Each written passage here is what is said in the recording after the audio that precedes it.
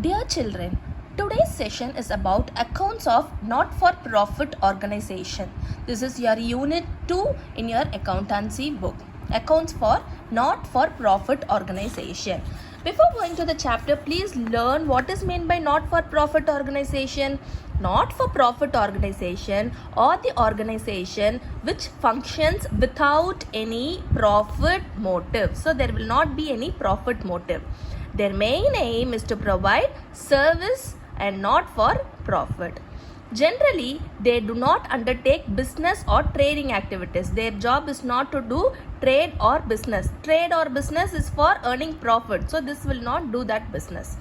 Their main source of income includes subscription from membership, donations, grants in aid and legacies. These are all the main features of the not-for-profit organization. Which institution comes under not-for-profit organization is charitable institutions, educational institution, cultural societies, sports and recreation clubs, hospitals, libraries and literary association are some of the examples of not-for-profit organizations. So, as far as sum is concerned, there are three sums you have to prepare. What are all the three? Receipts and payment account, income and expenditure account and balance sheet. And today's session we will see only about receipts and payments account. See children, this is in page number 44. There is a format for receipts and payments account. This is the format. Receipts and payments account of for the year ending. This side is your debit side and this side is your credit side. All receipts items this side, all payments item will come this side. So see, this is the format. You may feel that this format is very difficult to by heart, right? So I will tell you a simple method to learn this very easily. That read the question carefully. If it is a receipt item, income, then write it on the debit side. If it is a payment, that is expenses, write it on the credit side. You just imagine yourself as a trusted. And if you pay money, then it is payment, it will come this side. If you receive money, then it is a receipt, that will come this side. Now from the question, what you have to do is, few items alone will not come. What will not come is that the non-cash items. Non-cash items will not come. So you can read depreciation.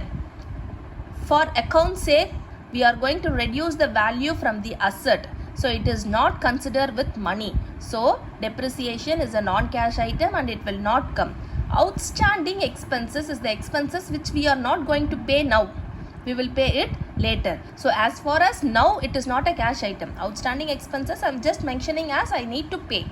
But only when I pay, that will come as a cash item, unless and until it is a non-cash item. So these two items will not come in the receipts and payments account. Apart from that, all the items will come. See children, this is your illustration. They have given few items. Okay. Now how to do the sum is that receipts and payments account for the year ended 31st March 2019. Cleared? Now see, opening balance, this is a receipt. To balance brought down, opening balance 18,000. Rent paid is an expenses, so this side.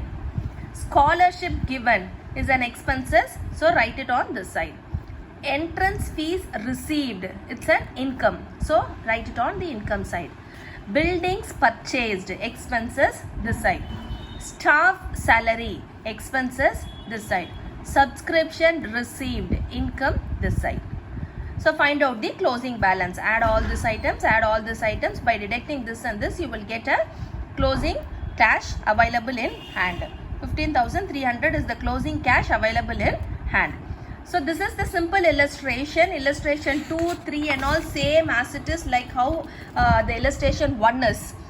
Now you can see this illustration 4. This is also the same. It is the opening cash given. You can write it as the opening cash given. Bank overdraft is an expenses, so write it on the credit side. Printing and stationery is an expenses, write it on the debit side, credit side. Interest paid, expenses. Sale on investment, income.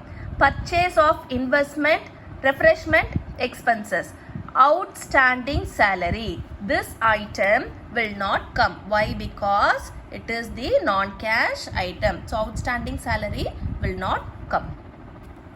Endowment fund receipt. So put it on the receipt side. Lightning charges expenses. So put it on the credit side. Subscription receipt. Repairs and renewals expense. Subscription received is an income.